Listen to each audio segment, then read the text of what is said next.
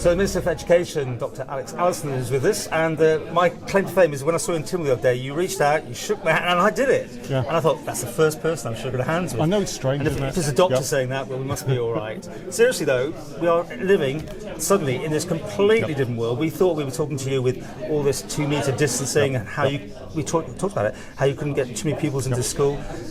You must be relieved as a minister, and obviously the pupils seem very, very relieved as well.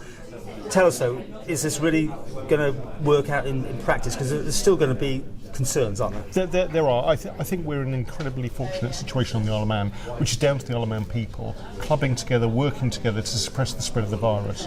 What we've managed to do is go now almost a month without any new cases. We've got no active case, we've got nobody in the hospital.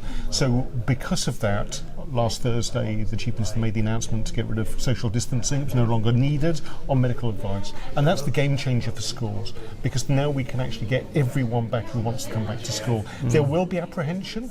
I mean, even a month ago, if you'd have told me I'd be in this situation, I'd have laughed at you.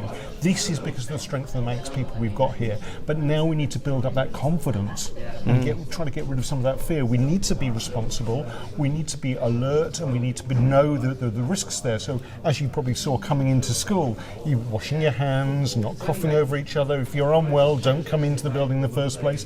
If people get sick while they're at school, they'll be taken out of the classroom straight away and sent home, and then tested if they've got the symptoms. So we will deal with it in a managed way. Talking to both teachers and pupils, I was amazed that there wasn't a video interaction going on, only things on Google whatever and things. Could that have been done better? Because it's not the same, is it, doing an email or chit-chat? And why wasn't it done? There's still a bit of debate about how you teach people remotely. Certainly with primary schools, trying to get them to sit in front of a camera is difficult, so they've been using workbooks. For places like here, like secondary schools, they've experimented with a whole range of different mediums. The key thing is it's not the way you provide the learning, it's the content. Content is king with this.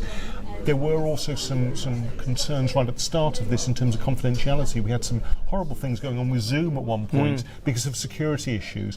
We've learnt a huge amount right across the education sector in terms of how you can provide distance learning, but whether virtual classrooms are useful or not, I think the jury's still out. What we need to do is bank those positives now as we go forward, because particularly for secondary schools, if people can't come into school because they're unwell for whatever reason, if they can continue their education by having pre-recorded lessons they can access online, by using all those facilities, we can really get something good out of what's been a terrible situation for the island. Let's talk about union situation. Yep. I'm getting mixed messages. Yep. You say everything's fine, then they seem to have said no, it's not all fine. So seriously, obviously you need everyone to be on the same page on this. Can you explain what's going on? Certainly, we've got 4 teacher unions on the Isle of Man. We've also got some lecturer unions at UCM, and we've got other unions that represent other really important people who work in schools. They all have their right to have their opinion. I completely respect that, and we will disagree now and again. Again, that is healthy. But what we have been doing is working closely with the unions. We've been working closely with all the teacher staff and all the other staff in schools to achieve what we've done.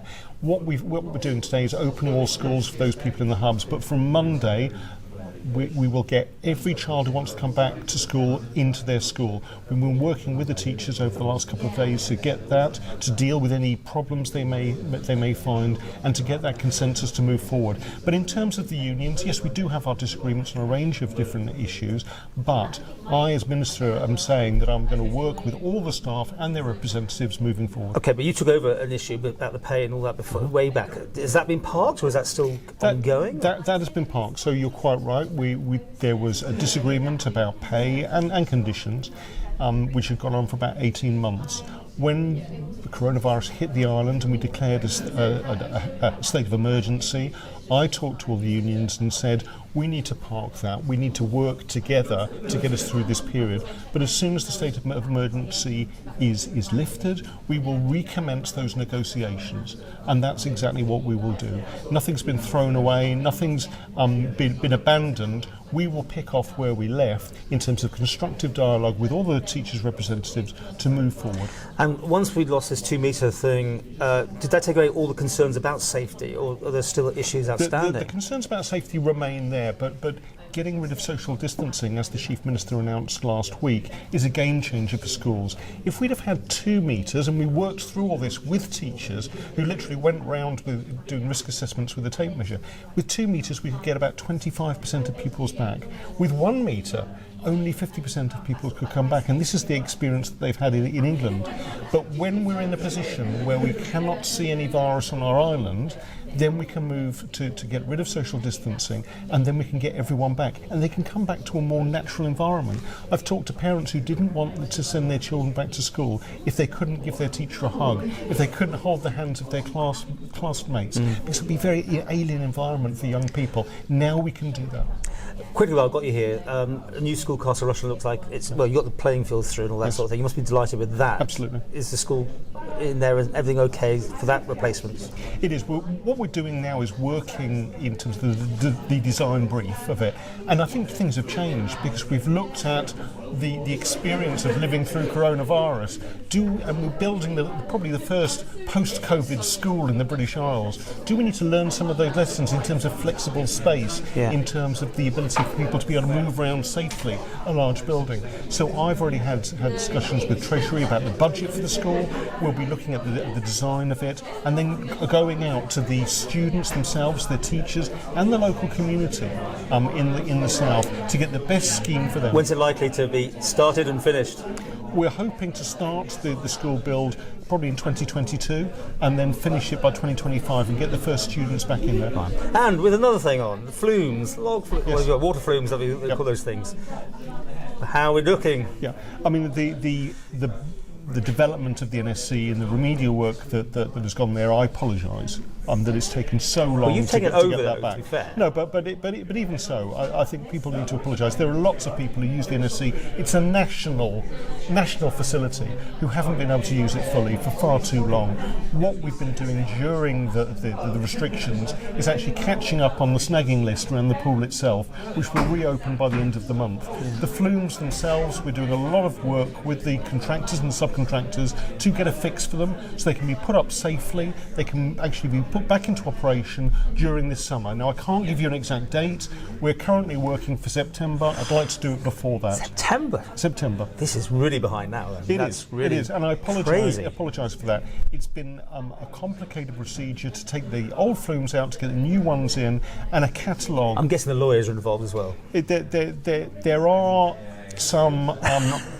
How can I put it nicely, Paul? There are disputes going on. There are some disputes, and we will settle those, and we will move forward together to put this right. Okay. And we've got nobody's walked away from this problem. Everyone's working together to get these flumes back up and running, and they will be better than before. And I think people will appreciate it. But I do apologise that it's taken so long to get there. Swimming pools opening, but taking a little time to get up to speed. Yes. And yet showers aren't being able to use. Is that still the case? Because the gyms can't use showers. So.